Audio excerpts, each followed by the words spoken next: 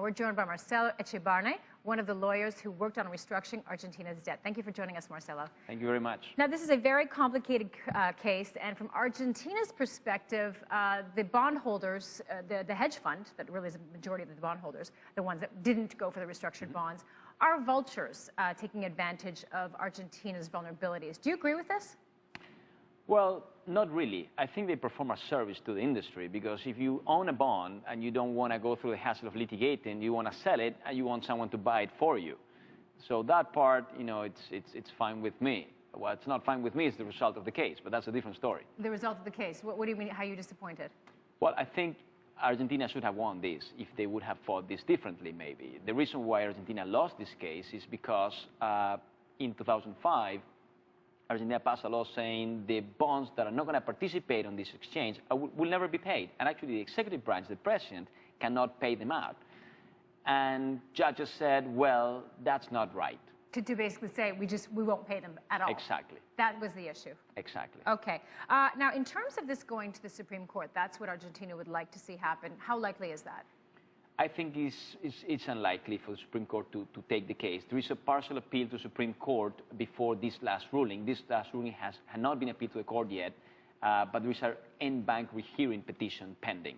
And there is a chance that this same panel that ruled against Argentina, or the entire court, may find that now that Argentina had terminated the law that created the problem, well, maybe they are no longer violating the equal treatment provision, and therefore maybe the injunction shouldn't apply anymore. So there is a slight chance that Argentina may win this at the Court of Appeals level. Okay, and what's interesting is that the judge in the appellate court here basically said that so long as Argentina doesn't pay these holdouts, they cannot then pay the bondholders of the restructured debt. Correct. And nor can they use the U.S. banks to repay that debt. Now, Kirchner is saying that she might pay them through Buenos Aires instead of through the United States.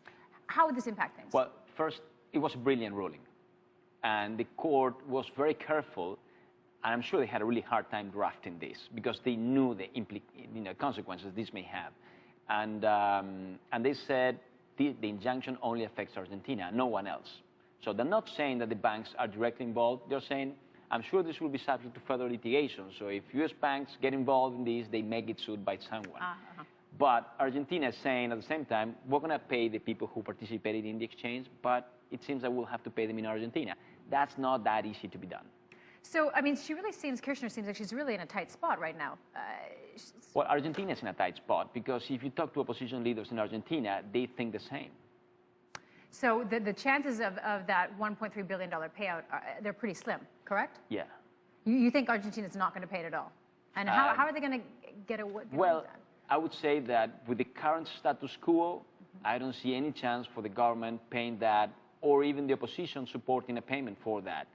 Of course, if things change over the next year or so, different view may be taken by those politicians. And so how hard is it for Argentina right now to raise debt? Because it got an S&P downgrade because of this court ruling, which of course makes it much more expensive for them to raise money. I mean, do you see it as a safe investment to invest in Argentinian bonds? I mean, it's a very high yielding right now, 15%, I think. Well, you know, it's a very attractive yield. Yeah. And if you look at the Argentine debt to GDP, particularly the Argentine debt denominated in foreign currency to GDP, it's only 8%.